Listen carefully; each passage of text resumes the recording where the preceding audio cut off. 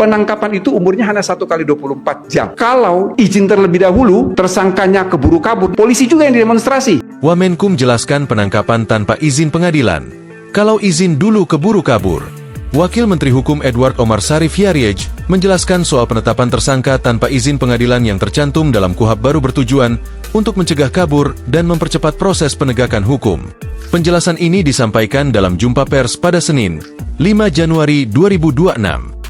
Wamenkum memastikan, penetapan tersangka dimanapun dilakukan tanpa izin pengadilan karena belum ada hak asasi yang terlanggar. Awalnya, Edi menjelaskan ada 9 upaya paksa yang 3 diantaranya bisa dilakukan tanpa harus izin pengadilan.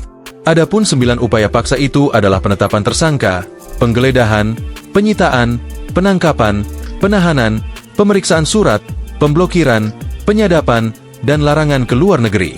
Hanya ada 3 upaya paksa tanpa izin pengadilan. Selebihnya itu harus izin pengadilan. Jadi kalau bahasa di publik mengatakan bahwa nanti bisa blokir, menyadap, tanpa izin pengadilan itu hoaks.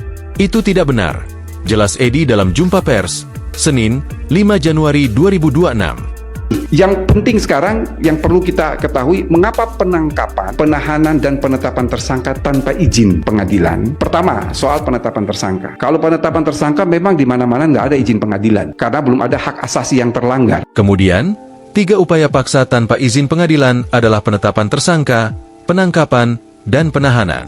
Edi mengatakan penetapan tersangka tanpa izin dilakukan karena belum ada hak asasi yang dilanggar. Yang kedua, mengapa penangkapan tanpa izin pengadilan? Penangkapan itu umurnya hanya 1 kali 24 jam. Kalau izin terlebih dahulu, itu terus kemudian tersangkanya keburu kabur, nanti yang didemonstrasi, polisi juga yang didemonstrasi oleh keluarga korban. Jelasnya.